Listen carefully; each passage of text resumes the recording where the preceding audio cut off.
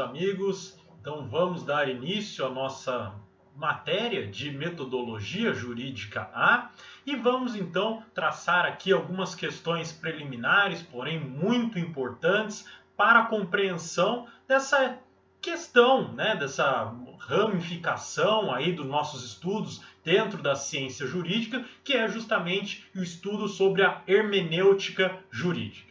E como eu já falei para vocês lá de antemão, um pouquinho, ainda que muito brevemente, a ideia de hermenêutica jurídica é estudarmos aí a ciência da interpretação, mas voltada ao direito. Então, dentro da ciência própria de interpretar, dentro da hermenêutica, nós puxamos uma ramificação especificamente para tratar das formas como podemos interpretar as normas jurídicas. E para isso, então, nós precisamos passar inicialmente por algumas questões que são importantes, que são essenciais. Veja só, quando falamos, quando nos comunicamos, nós transmitimos a partir de palavras, a partir de expressões, conseguimos transmitir ideias para outras pessoas. Então veja, no momento que eu estou aqui dando a aula para vocês, estou aqui me comunicando, nós estamos, ainda que de maneira remota, estabelecendo uma forma de diálogo. Esse diálogo, então, só é possível a partir do momento em que você consegue compreender as palavras que eu estou aqui proferindo. Ou até melhor dizendo, não exatamente as palavras, mas pelo menos o sentido das palavras as quais estou proferindo. Mas veja, como que funciona todo essa ideia de transmissão de mensagem, de extração de sentido ou construção de sentido, como que se faz compreender? Isso é que precisa ser estudado. E de um momento inicial, podemos já constatar o seguinte, que se eu falar de uma hermenêutica tradicional em comparação com a hermenêutica jurídica, eu já consigo perceber uma característica diferenciadora fundamental. E qual que é? A ideia de que as normas jurídicas terão um sentido técnico para as expressões, para os termos utilizados. Enquanto que na nossa linguagem, na nossa comunicação no mundo extrajurídico, veja que nós temos aqui o uso de certas palavras que exatamente não vão aí se coadunar com aquilo que estamos acostumados, tanto no técnico quanto no uso coloquial. Vamos pensar em alguns exemplos. Primeiro, um exemplo simples. O que é parente? Quem são nossos parentes? Se você perguntar isso para alguém que esteja alheio ao mundo jurídico, que não esteja aí trabalhando tecnicamente com o direito, dirá que parente é todo aquele que tem relação com a família. Então, todos aqueles lá que se casaram, que têm aí união estável, aqueles aí que então estão agregados até, digamos assim, e são descendentes ou ascendentes, ou então colaterais aí de qualquer extensão, são família. Então, fala-se aí até informalmente em primo de segundo grau, tio de segundo grau, e assim vai. Agora, essa ideia de parente para a linguagem coloquial é transportada perfeitamente para o direito? Veja que não. Que para o direito, a ideia de parente é aquele familiar, até o quarto grau. Seja na linha colateral, seja na relação aí consanguínea. Então, por afinidade, aí também podemos falar em parentalidade, o código acaba falando aí muito mais daqueles que são afins, ou tem um vínculo de afinidade, mas ainda assim, por vezes chama de parentes afins, mas veja, sempre aí no extremo, no limite, até o quarto grau. Então não teríamos esses primos, tios distantes, conforme a coloquialidade nos diz. Vamos pensar em outro exemplo? Pense na expressão coisa julgada. A expressão coisa julgada, para nós juristas, dá a entender aquela decisão judicial a qual não caiba mais recurso. Seja aí porque não tem mais qualquer possibilidade recursal dentro do nosso sistema, seja porque agora já se expirou o prazo possível para a propositura, ou melhor, pela interposição do recurso. Tá? Veja, coisa julgada para os juristas, então, tem um sentido bastante delimitado, bastante estrito. Por outro lado, quando você fala coisa julgada para alguém que não é do mundo do direito, o que ele vai entender por coisa julgada?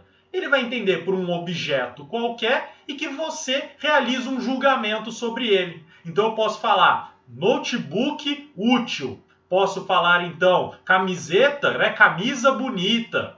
Então eu faço um julgamento sobre a coisa, por isso seria coisa julgada. Então veja só, sentido coloquial e sentido técnico parecem que por vezes se aproximam, algumas expressões, portanto, têm aí o sentido semelhante, se não igual, e por vezes parece que o sentido dessas expressões é bastante diverso quando se trata daquilo tecnicamente.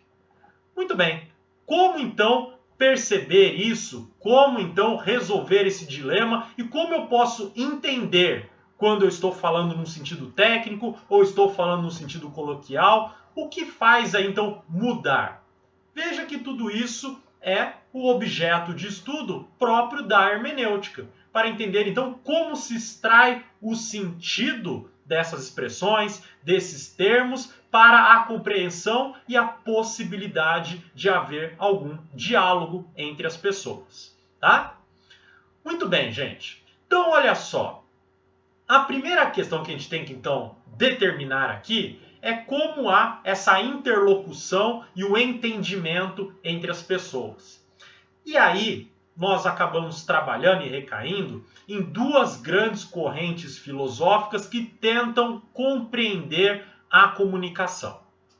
A primeira, mais tradicional, vai dizer o seguinte, que as próprias palavras, as próprias expressões, elas têm um sentido já construído e colocado dentro delas. E que cabe ao intérprete reconhecer esse sentido que está dentro dessa expressão. Então veja que nos símbolos que nós temos, as palavras, por exemplo, aqui em cima, quando você vê função simbólica da língua, eu estou aqui falando, né, estou utilizando termos que já têm um sentido preso a ele.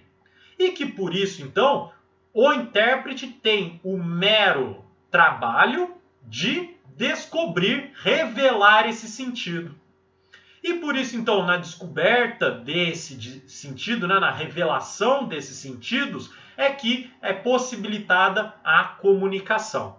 Logo, não há uma construção de sentidos quando eu falo alguma coisa, quando eu me comunico, né? Não há uma construção naquele momento, mas tudo já está posto, já está pronto. Cabe àquele que está tendo uma interlocução revelar esse sentido. Legal. Só que qual que é o problema, talvez, desse pensamento? Que será que todas as expressões, todas as palavras que nós temos aí no nosso vocabulário, nosso rico vocabulário, será que todas elas contêm já todos os sentidos? Será que talvez é culpa do intérprete que não consegue perceber ou notar aquele sentido para então interpretar devidamente alguma expressão? Vamos pegar um exemplo um tanto quanto simples. Vamos pensar a palavra telefone. Afinal, qual é o significado de telefone? Se você falar aqui de telefone em 2020, você vai fazer referência ao telefone fixo, com fio, sem fio. Você vai fazer referência ao telefone celular, né? Você vai fazer aí referência talvez até algum outro equipamento que tenha a função de comunicação à distância aí, né? E que sirva como se fosse um telefone. Então, veja que nós temos atualmente um sentido muito amplo daquilo que é telefone. Ótimo. Agora, retroaja 25 anos atrás, 30 anos atrás. Qual que é o significado de telefone? Telefone é aquele telefone com fio fixo e começa a surgir a ideia do telefone sem fio. Vamos retroagir mais, 50, 60, 70 anos atrás. Afinal, o que é telefone? Você vai falar que telefone é somente aquele com fio. Vamos voltar lá para a Antiguidade, Império Romano. Pergunte para o romano o que é um telefone. Ele não vai nem saber do que você está falando, né? Ou seja, parece que essas expressões que nós estamos então nos utilizando, elas não têm um sentido intrínseco. Porque caso tivesse, se o romano, né, pegando o exemplo extremo aí, se o romano já entrasse em contato diretamente com essa expressão telefone, caberia uma contemplação, caberia a ele se debruçar e refletir sobre aquele termo, que em algum momento ele chegaria ao seu significado. Ou se não fosse o significado completo, pelo menos muito próximo daquele que é o sentido perfeito e absoluto da expressão telefone. Parece um pouco absurdo, até porque, veja, parece aí então que há uma ligação com aquela ideia, e podemos aqui até imaginar um pouco, abstrair um pouco, com aquela ligação da ideia de que os seres humanos, portanto, eles têm todos os conhecimentos guardados dentro de si. E que cabe a ele, a partir de uma contemplação, né, de um estudo, de uma reflexão, revelar esse conhecimento, a partir também das suas experiências e tudo mais. Mas veja, aí é um pouco complicado e parece forçar a barra você pensar aí que alguém naquela época poderia pensar no telefone, nessa tecnologia.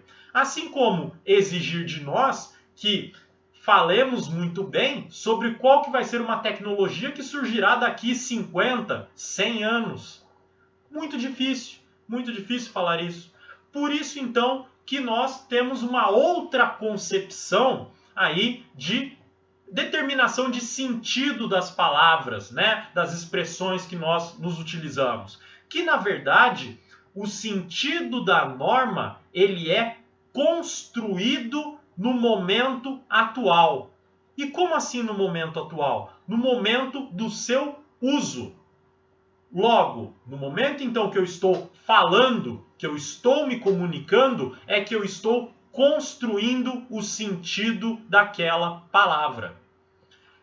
Então, olha só, se eu estou falando de telefone com vocês, agora eu estou construindo o sentido de telefone, que para mim, nesse momento, é o telefone celular, o telefone fixo, com fio, sem fio e tudo mais. E você, estando inserido no mesmo contexto, consegue compreender que o sentido da expressão telefone também é esse. E a partir do momento, então, que a minha compreensão do termo é equivalente à sua compreensão, nós temos aquilo que chamamos de diálogo, de comunicação. Porque então eu consegui transmitir uma mensagem para você com uma determinada intenção e você recepcionou essa mensagem e a compreendeu, né? Então veja que a comunicação se constrói dessa forma.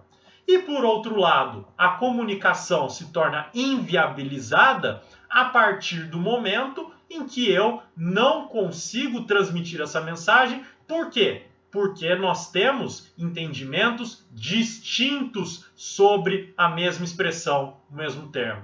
Vamos dizer que eu fiquei aí hibernando ao longo do tempo, né? E te encontro agora em 2020.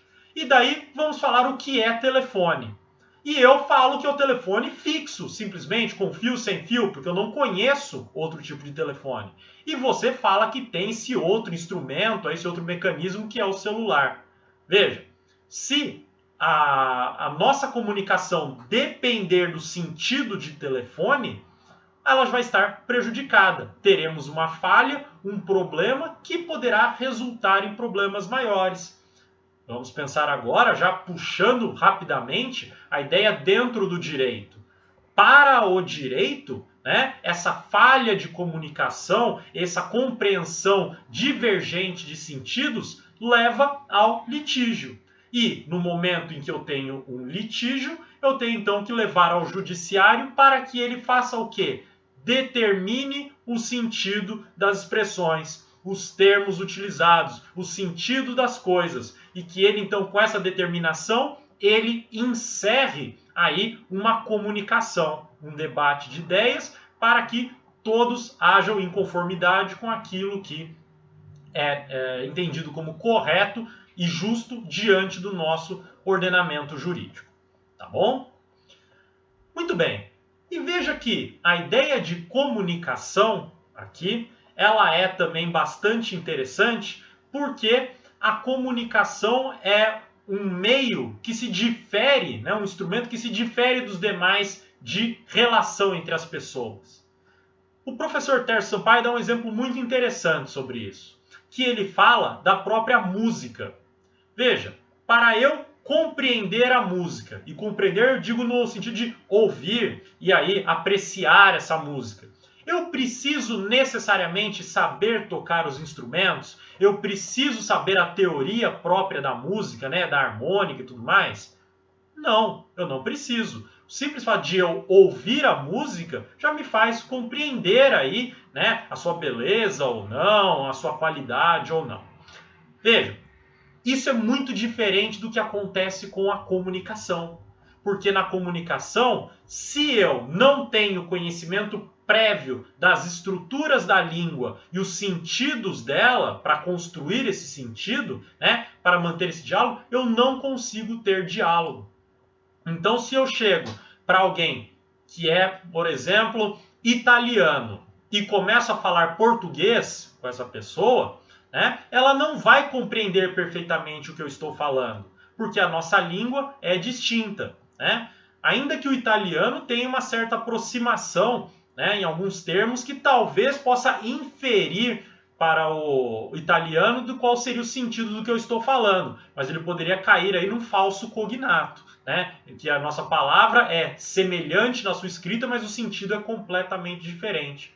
Pensemos um exemplo mais extremo, um japonês vindo falar comigo em japonês, e eu sendo aqui brasileiro, falando português. Veja, a comunicação é impossível. Por quê? Porque eu não sei o significado dos símbolos, né, daquilo que ele está dizendo para mim, das palavras, e ele também não compreende o significado daquilo que eu estou dizendo.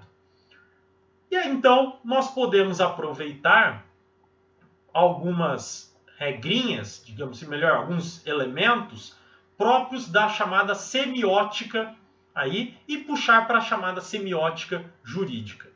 O que é a semiótica? É o estudo dos símbolos e dos seus significados. Então veja, quando eu coloco as palavras, por exemplo, que nem eu coloquei aqui, função simbólica da língua, você se deparou com esse símbolo nessa formatação e entendeu o seu significado. Se você se depara com a letra E, com um círculo vermelho em volta e um risco vermelho cortando essa letra E, o que você entende?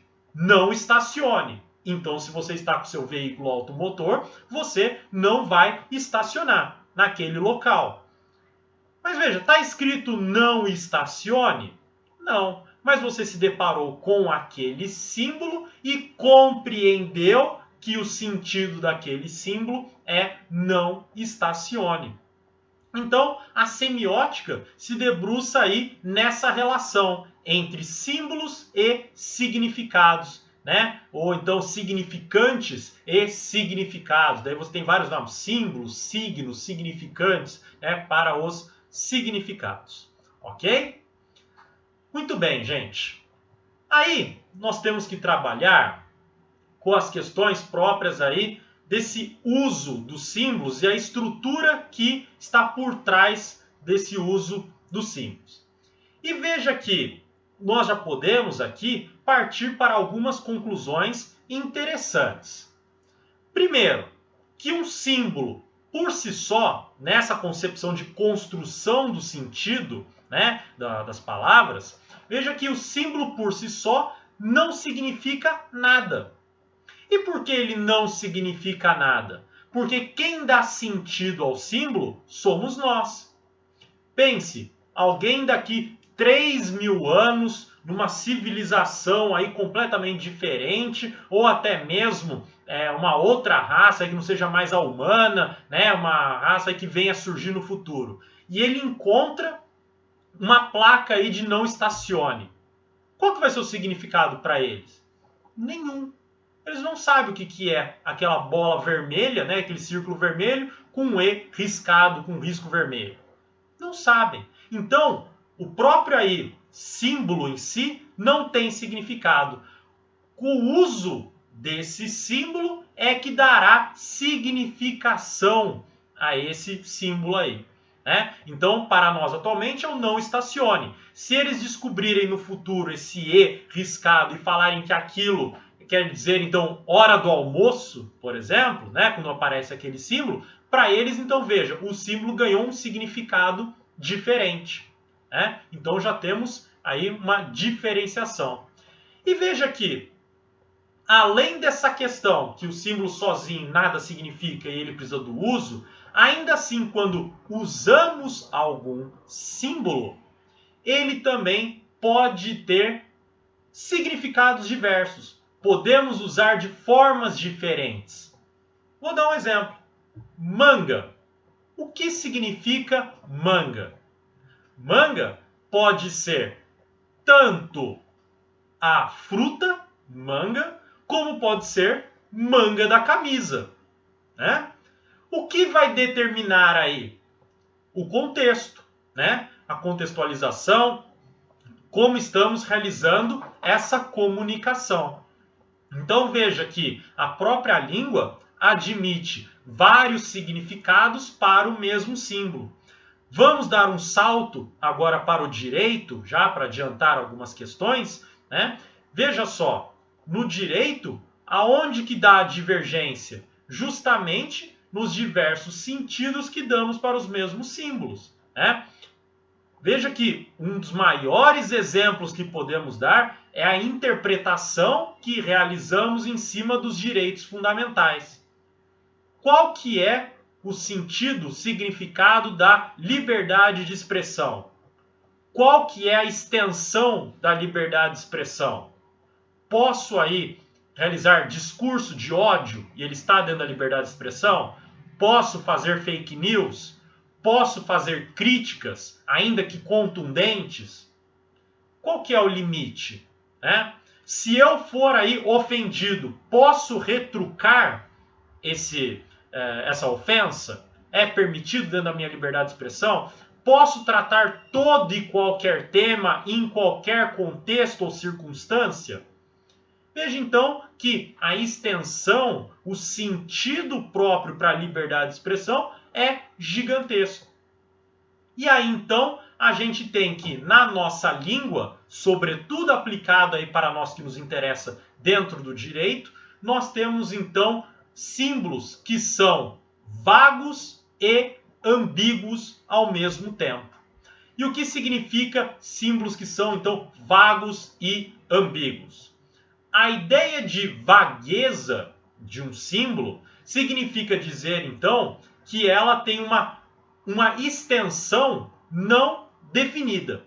Então ele denota um campo, um universo aí de objetos, né, que não está com uma definição clara. Por isso que é a vagueza, né? Que a gente cuida então do significado denotativo daquela expressão, daquele termo.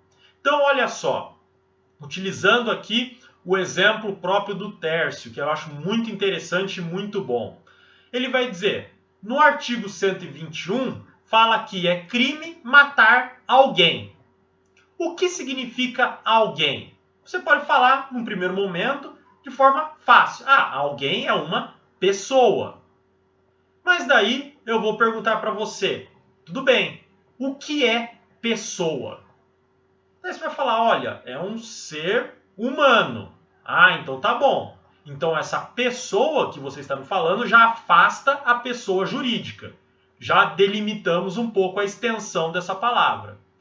Mas qualquer pessoa humana, veja que já temos um outro problema. Porque, por exemplo, o feto, ele é uma pessoa? Ele então, quando você mata um feto, você está praticando crime de homicídio? Ou você está praticando um outro crime, né? Um crime de aborto, por exemplo. Veja que já temos que delimitar um pouco mais. A pessoa, depois da interrupção da atividade cerebral, ela continua sendo pessoa? Dá para então falar que cadáver é uma pessoa ainda? Merece o mesmo tipo de proteção que uma pessoa viva? Né? Então, veja que a extensão então das palavras, o seu campo, né, de delimitação, também é muito complicado. Se no direito, por vezes, temos aí algumas palavras que tecnicamente são muito mais precisas, como por exemplo, quando eu falo aí de prazo, quando eu falo, por exemplo, de coisa julgada, que nem eu dei um exemplo anterior para vocês, também, ao mesmo tempo, temos outras expressões que são muito mais abrangentes. Veja, pessoa, né, alguém, dentro do artigo 121, já causa aí uma certa perplexidade para descobrirmos qual que é o sentido dessa expressão. Além disso, veja que a nossa língua, de maneira geral, né, sem ficar aí no campo do técnico jurídico, ela é dotada de vagueza, né? Ela tem esse sentido denotativo bastante vago. Porque quase que todas as nossas expressões, né, sobretudo quando falamos aí de substantivos, utilizamos substantivos, eles têm uma vagueza para falar qual a extensão, quais são os objetos que se aplicam, tá bom? Muito bem. Além de vagueza, podemos falar da ambiguidade de um determinado símbolo. E o que significa essa ambiguidade? Que é a questão das significações distintas, né? E eu já dei um exemplo para vocês na linguagem aqui nossa coloquial, manga, né? Que pode entender aí de variadas maneiras, mas veja, eu posso falar aí de significações plurimas de uma expressão não porque a gente utiliza a mesma expressão para falar de dois objetos distintos, né? Que seria a ideia lá que eu falei para vocês de usos diversos do símbolo. Mas veja, eu posso falar aqui de ambiguidade, na verdade, na concepção de que uma expressão conota vários sentidos, vários significados, e que então ela tem aí uma ambiguidade de difícil definição. E podemos dizer aí então que dentro do campo do direito nós podemos encontrar essa ambiguidade muito mais fácil quando falamos de princípios jurídicos. Vamos dar um exemplo. Princípio da boa-fé. Qual é o significado de boa-fé? Eu vou falar então que a boa-fé nos traz a ideia de honestidade, probidade, cooperação, informação, sigilo e confidencialidade. Ou seja, me conota vários significados. Para dar um exemplo aqui mais antigo, né, que a gente tinha no Código Penal, que até o professor Tércio trabalha, né, a ideia de mulher honesta que existia no Código Penal. Afinal, o que é honestidade? O que significa esse honesta? Daí então a gente vai entender diversas qualidades possíveis, ou pelo menos na época que isso era possível, né, se falar e entender, você vai falar então o que era honestidade. Quando temos lá no Código Civil, em vários dispositivos, quando fala aí que deve atender aos bons costumes, aos usos e bons costumes, afinal, o que são esses usos? O que são os bons costumes, na verdade? Veja então que são expressões que conotam diversas significações, tá? Por isso são de uma grande ambiguidade.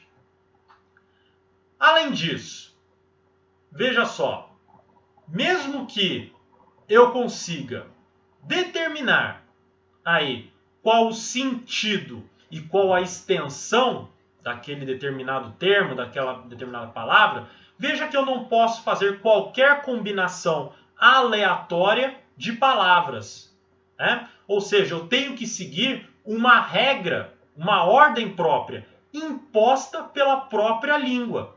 Então a língua portuguesa, e vocês estudaram isso ao longo do ensino infantil, fundamental, ensino médio, tudo mais, para que vocês soubessem exatamente como construir uma frase, como construir uma oração, né? Qual a ordem de uso de substantivos, de adjetivos, advérbios, né? Artigos.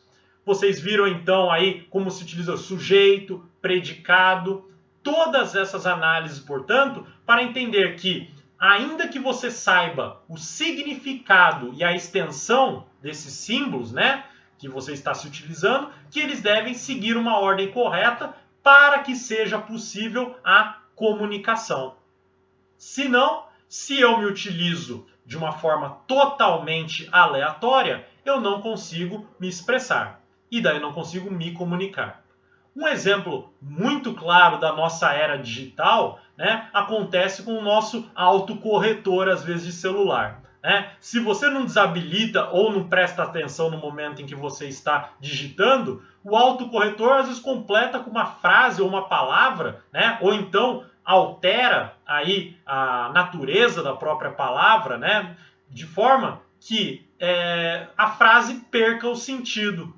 Então, coloca lá um verbo no infinitivo quando deveria estar no gerúndio, o que dificulta um pouco o entendimento, muda aí alguma expressão. E daí então, veja, você sabia o sentido que você queria dar, você sabia a sua extensão, mas a construção da frase dificultou a comunicação com o seu interlocutor. Tá bom? Temos mais uma questão importante também para possibilitar essa comunicação? Temos, tá? Que é a última questão, que é uma última função, que chama de função pragmática. E o que é essa ideia da função pragmática? Né? Veja só. A ideia aqui é que quando nos utilizamos desses símbolos, nós temos uma carga que nós queremos dar a nossas expressões. Que pode ser uma carga aí emocional, ou então um sentido que queremos dar, ou então uma intensidade maior que queremos dar para uma expressão ou outra. Então veja, eu posso me utilizar aqui de uma expressão de forma imperativa, para que te dê uma ordem para que realize algum comportamento. E veja, isso daí vai depender do sentido e do contexto em que eu estou me utilizando. Se eu falar aqui, e vou utilizar o exemplo próprio do Tércio para ficar até bem mais fácil para nós, né? As praias são de uso comum. Qual que é o sentido que eu estou dando aqui? Qual é a função pragmática aqui, né? Veja só, eu posso estar explicando para você, descrevendo então que as praias são de uso comum. Então, eu posso estar simplesmente apresentando um local, falando assim, olha, aqui nessa cidade as praias são de uso comum. Ou seja, você pode aqui se banhar na praia, tal, no oceano, sem problema nenhum, tá? Pode usufruir daqui. Ou como eu posso falar, aqui ó, as praias são de uso comum. De uma maneira aqui que eu estou indicando que eu não posso ser aí privado do uso da praia. Veja, os símbolos são os mesmos, a extensão é a mesma, o significado é o mesmo e a estrutura própria da língua também é a mesma. O que mudou foi justamente essa função pragmática, porque se em uma eu estava apenas descrevendo, dizendo como que é a praia, no outro eu estou lá contestando, né? Usando de forma expressiva a minha fala para rebater aquela informação que me foi passada, né? Então, veja, o Tércio até dá um outro exemplo, que eu posso falar, olha, as praias são de uso comum. Se eu falar isso, posso dizer o seguinte, se alguém, por exemplo, está tentando privar a praia do uso de outras pessoas e pergunta para mim se isso é possível ou não, eu posso responder, olha, as praias são de uso comum. Ou seja, não faça essa restrição, não é recomendável, né? Você não tem, aí no caso, esse direito. Então veja que a mesma expressão pode ter funções pragmáticas distintas, tá bom? E que eu posso, como eu falei para vocês, dar aí entonações diferentes para as expressões que terão significados diferentes, tá? Então, usando também de novo o exemplo próprio do professor Tércio, que eu acredito que seja muito interessante e muito bom, né? Ele fala aí do enriquecimento sem causa. Então está proibido o enriquecimento sem causa. Olha só, se eu der entonação no enriquecimento, eu estou dizendo o seguinte, que qualquer enriquecimento, né, ele está proibido. Então, veja, não admito qualquer enriquecimento, né? E sendo sem causa. Agora, se eu falo, ó, tá proibido enriquecimento sem causa, tá? Colocando aí, então, a entonação maior no sem causa, veja que eu admito um enriquecimento, mas não pode ser sem causa, né? Então, aí veja que eu tenho aí que o enriquecimento pode ser de qualquer tipo, menos que seja aí injustificado, que seja aí sem causa nenhuma. Tá bom? Muito bem.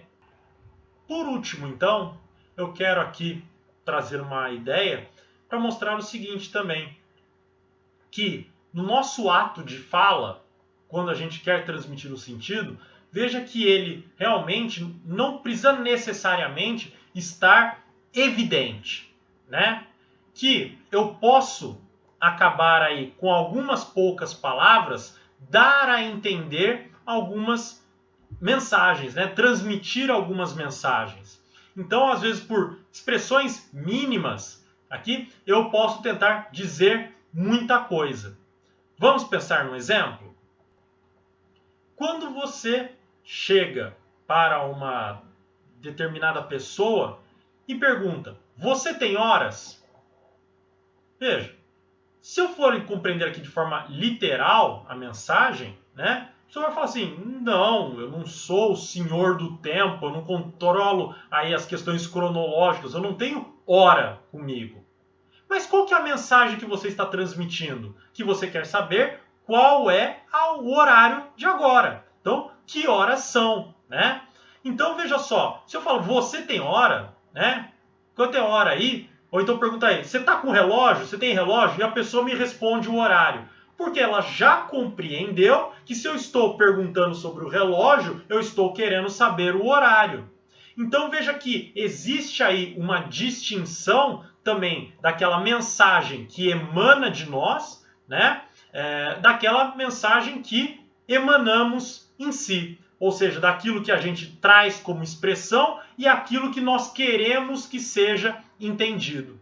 E isso mostra também a complexidade da nossa comunicação e que também é um outro fator que pode dificultar o entendimento, a interpretação e causar litígios também, o que também afetará o nosso mundo jurídico e a interpretação das normas e a resolução dos litígios. Tá bom?